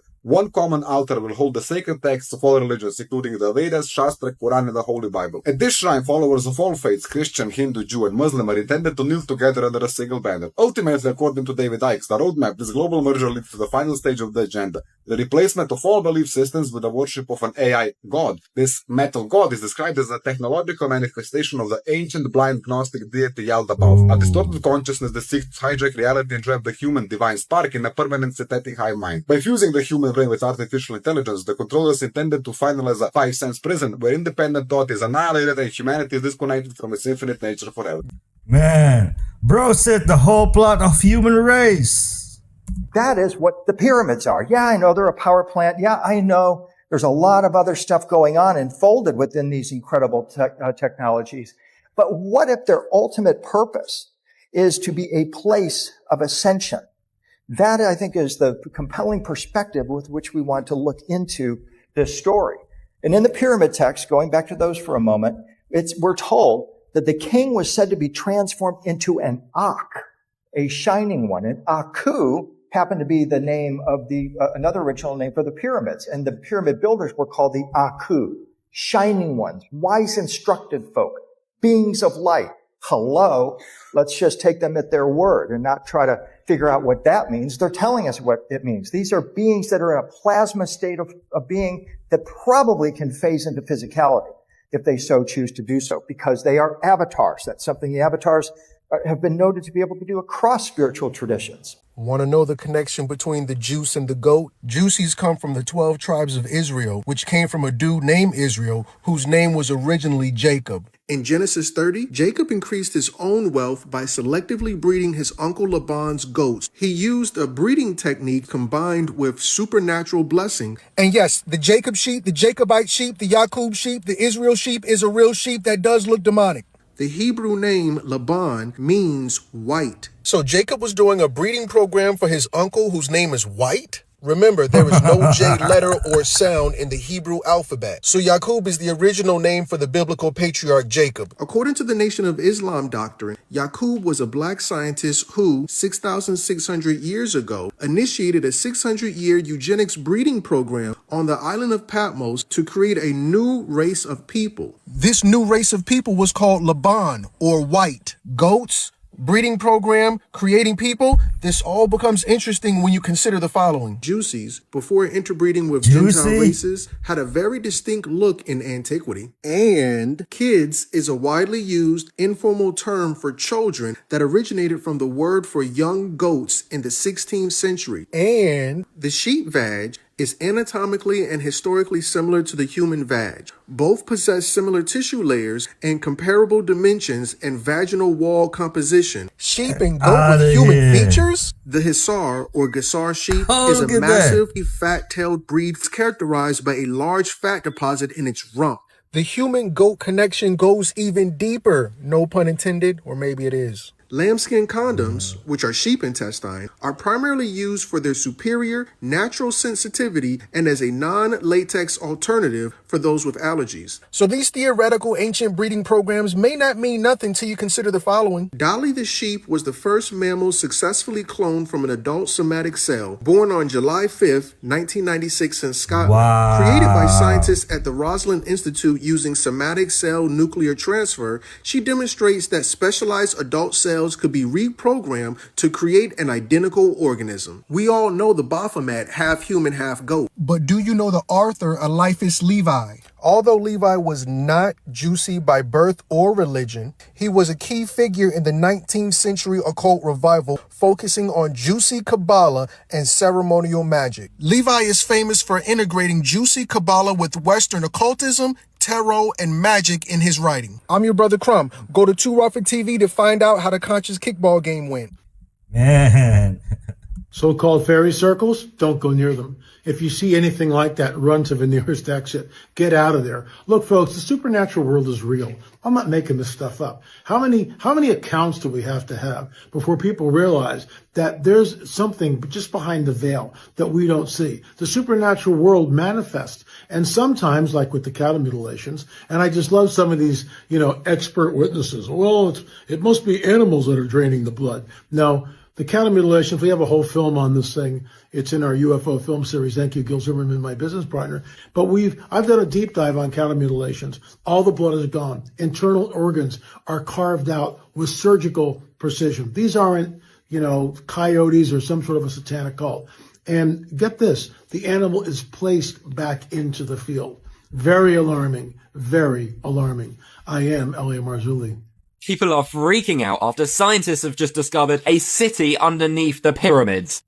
I'm sorry, what? Italian researchers have used advanced radar technology to literally scan beneath the pyramids of Giza. No digging, no guessing, literally seeing the actual imagery through the world. And well, what they found was nothing short of a massive underground structure. Nice. We're talking huge chambers, multiple vertical shafts, extending thousands of feet below the pyramids. Now, you may remember the research that came out nearly 2 years ago now. First of all, there was a strange gravitational anomaly that was found or something, like electrical thing. Then obviously last year there was the groundbreaking news of these like cylinder things going under the pyramid that they thought was God knows what. Now that's still out there, but that's pretty much confirmed to probably not be true. But what this new research has found is that there's definitely something underneath the pyramids. Whether it's just an old chamber that's buried very deep below, or it is signs of an ancient civilization, potentially even before the Egyptians. Or maybe the Egyptians wanted to cover up this ancient civilization, so built the pyramids on top of it. I don't know. But this is why people are literally losing their minds over this whole thing. So this wasn't discovered physically. It was detected by them using something called synthetic aperture radar Doppler tomography. I just butchered that. I don't even know what that is. Basically, they scan the ground from multiple angles, track tiny frequency shift, and then rebuild a 3D image of what was underneath. Pretty much like a CT scan, but instead of on a person, it's being done on the Earth. And according to the lead engineer who was working on this project, and I quote, hard to doubt what we are seeing. But here's the problem with it all. There's no official excavation, no confirmation on anything yet, just the pure data that has been found. So now everybody's asking, what is actually going on here? Is it actually an ancient hidden complex or civilization under the ground? Because if this is real, then everything we thought we knew about the Egyptians and the pyramids very well could be wrong. I will keep you updated.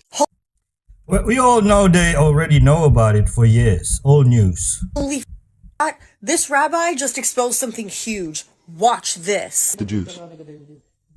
What did he want from them? How did they bother him? But it's all written here in Mein Kampf.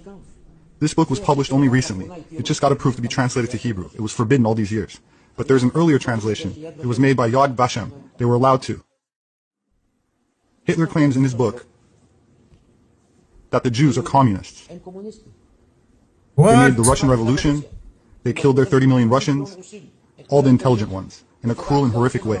And that's their plan for the entire world. The next country in line is Germany. They founded the German communist and socialist parties, and it's true. If we don't defeat them now, they will eliminate us, and they will slaughter another 20 million, all the intelligent people. And that's Is this AI? How they want, from country to country. So eventually, the only intelligent ones remaining would be the Jews. And he repeats it many times. Make no mistake. And he is right. The Russian Revolution was made by the Jews. The Russian army was built by Trotsky, who was an incredible genius and anti-Semite like no other. He created the Jewish division of the Communist Party, which members informed on their father, mother, brother, and son. Whoever owns a siddur, or even a Hebrew learning book. I'm not even talking about Teflin or Mikvah. He destroyed everything, also by the Jews, but for sure by the Russians. In the first picture of the Russian government, out of 13 members, 6 were Jews. Who founded the KGB? Jews. So everything is clearly written. He didn't hate the Jews because they had piyos. He didn't hate them for observing mitzvot because they are communists. And he writes it clearly. The Jews destroyed religion and faith. They spread in Germany the heresy in God. That's how he writes. I feel like the messenger of God to exterminate the Jews because they don't believe in him. He writes this right here. Now you understand why they don't teach it in schools? Because who writes the curriculum? Those same leftists. Of course they do not write that Hitler wanted to kill the Jews because they are the forefathers of the left and the forefathers of Marxism, communism, and Leninism. But that's what he writes. They destroyed all the values, poisoned literature and theater. Who did it? Torah-observant Jews poisoned the German theater? Out of 9 large German newspapers, 7 were owned by Jews. So do you understand why it's forbidden here to teach about him? They're the chosen people. What are you talking about? Since 1314, there's been an unbroken lineage of underground movement of the Templar Order that has existed in different parts of the world under different names at times in order to survive. So of course, because the narrative for so long was that the Templar Order didn't exist after Jacques de Molay was burnt at the stake, that has been the standard historian talking point. Even though we can prove beyond a shadow of a doubt that the Templar Order has continued to exist since 1307 in an unbroken lineage in different countries, in different forms, continuing to do the work. Sovereignty and integrity. While I'm always going to tell you don't commit crimes because it's a really bad idea, let's talk about FaceTime. Can you get away with things on FaceTime still? And what about Pegasus, the software that the feds just literally install on your phone to watch what you're doing on all these apps that y'all think are encrypted? I'm gonna have my friend Ryan tell you. Hold on. Yeah, you're pretty much right. Pegasus doesn't really tap your phone in the traditional sense. It becomes your phone. It's a zero-click exploit. And this is where they can access your mic, your camera, your text, even those encrypted apps like FaceTime without you touching a thing. And legally, they don't even always need a warrant. So, for example, if you're labeled as a national security threat through FISA courts, these are like secret hearings. There's no notice, no oversight there. And it's not even just limited to terrorists, journalists, activists, lawyers, business executives. I think this even happened to Jeff Bezos. Even regular people with the wrong contact can get swept up into it. And that's called secondary targeting. And it actually happens more than you would think. You don't even have to be guilty. You just have to be connected. They want people to shut up talking and communicating. If you want to know exactly what's going on in the world, and I mean exactly, well, you need to hear the Secret Covenant, which is the Rockefeller Masonic Creed. But if you listen to it and you know my work, you'll know whose creed it really is. Lucifer? Is that a Lucifer? Now I'm going to read it, but I'm also going to put a link in all the comments. And you can listen to it from the 13 controlling families point of view, or you can listen to it from the real point of view. The Secret Covenant, Empire of Illusion. An illusion, it will be so large, so vast, it will escape their perception. Those who will see it will be thought of as insane. We will create separate fronts to prevent them from seeing the connection between us. Behave as if we are not connected to keep the illusion alive. Our goal will be accomplished one drop at a time so as to never bring suspicion upon ourselves. This will also prevent them from seeing the changes as they occur. We will always stand above the relative field of their experience, for we know the secrets of the absolute. We'll work together always and will remain bound by blood and secrecy. Death will come to those who speak. We'll keep their lifespans short and their minds weak while pretending to do the opposite. We'll use our knowledge of science and technology in subtle ways so they will never see what is happening. We'll use soft metals, aging accelerants, and sedatives in food and water, also in their eggs. Will be blanketed by poisons everywhere they turn. The soft metals will cause them to lose their minds. We will promise to find a cure from our many fronts, yet we will feed them more poison. The poisons will be absorbed right through their skin and mouth. They will destroy their minds and reproductive systems. For all this, their children will be born dead while we conceal the information from them. Poisons will be hidden in everything that surrounds them, in what they eat, what they drink, and breathe, and wear. We must be ingenious in dispensing the poisons, for they can see far. We will teach them that the poisons are good, with fun images and musical tones. Those they look up to will enlist them to push our poisons. They will see our products being used in film and will grow accustomed to them and will never know their true effect. When they give birth, we will inject poisons into the blood of their children and convince them that it's for their health. We will start early on, when their minds are young. We will target their children with what children love most, sweet things. When their teeth decay, we will fill them with metals that will kill their mind and still their future. When their ability to learn has been affected, we will create medicine that will keep them sicker and cause other diseases for which we will create yet more medicine. We will render them docile and weak before us by our power. They will grow depressed, slow, and obese. And when they come to us for help, we will give them more poison. We will focus their attention toward money and material goods so they may never connect with their inner self. We will distract them with fornication, external pleasures, and games so they may never know the oneness of it all. Their minds will belong to us and they will do as we say. They refuse, we will find ways to implement mind-altering technology into their lives. We shall use fear as our weapon. We will establish their governments and establish opposites within. We will use both sides. We will always hide our objective, but can carry out our plan. They will perform our labor for us, and we will prosper from their toil. Our families will never mix with theirs. Our blood must be pure, always, for it is the way. We will make them kill each other when it suits us. We will keep them separated from the oneness by dogma and religion. We will control all aspects of their lives and tell them what to think and how. We will guide them kindly and gently, letting them think they are guiding themselves. We will form an animosity between them through our factions. When a light shall shine among them, we shall extinguish it by ridicule or death, whichever suits us best. We'll make some rip their hearts apart and kill their own children. We will accomplish this by using hate as our ally, anger as our friend. The hate will blind them totally, and never shall they see that from their conflicts we emerge as their rulers. They will be busy killing each other. They will bathe in their own blood and kill their neighbors for as long as we see fit.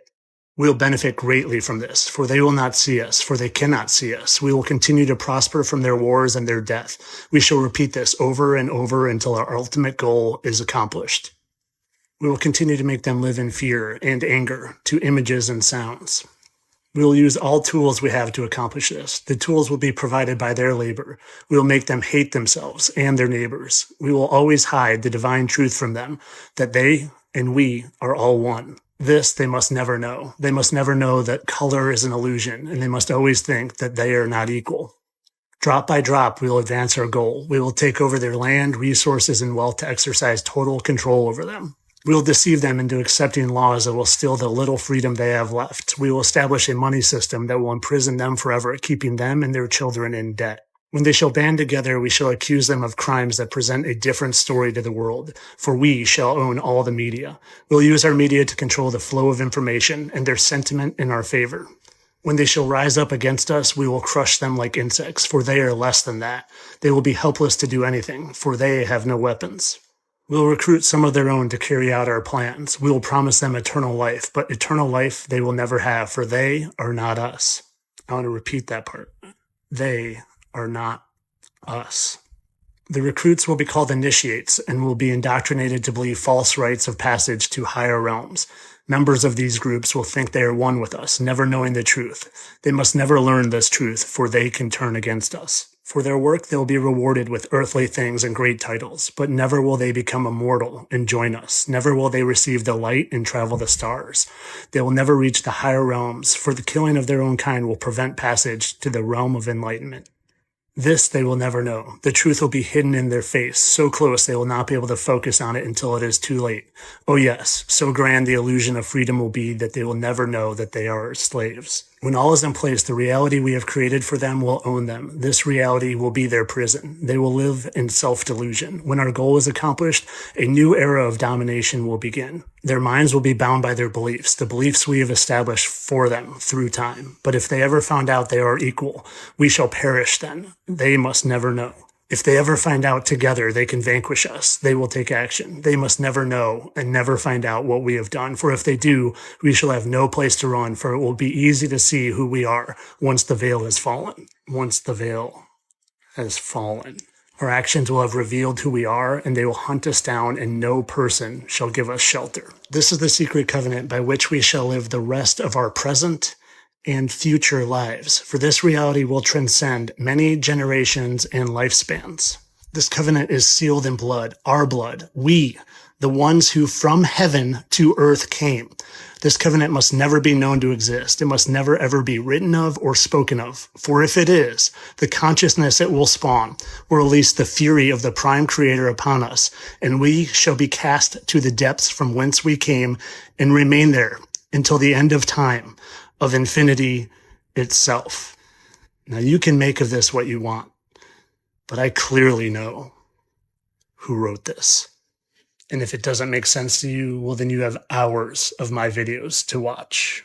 And if you want to know who the head fallen is, well, Donald Trump is the angel from the bottomless pit. His name is Abaddon, Abaddon, otherwise known as Lucifer.